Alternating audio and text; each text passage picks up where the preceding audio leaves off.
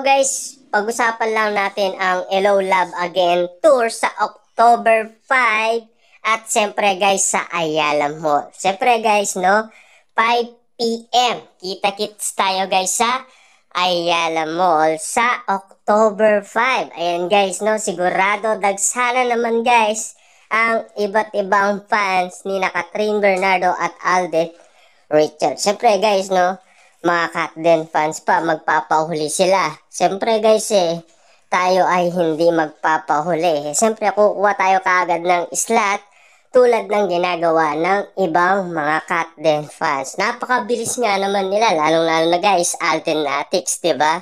Available kaagad sila.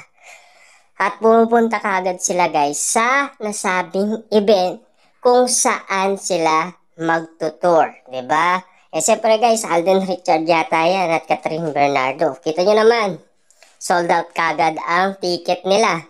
One day pa lang, hindi pa nga nagsisimula ang kanilang movie, talagang hot na ang kanilang mga fans para mapanood ang nasabing movie nila na ginanap sa Calgary, Alberta, Canada. Siyempre guys, no, more than 5 years na gintay at nag-abang ang mga fans ni Catherine Bernardo at Alden Richard, kahit na si Alden ganon kasabik sa nasabing part 2.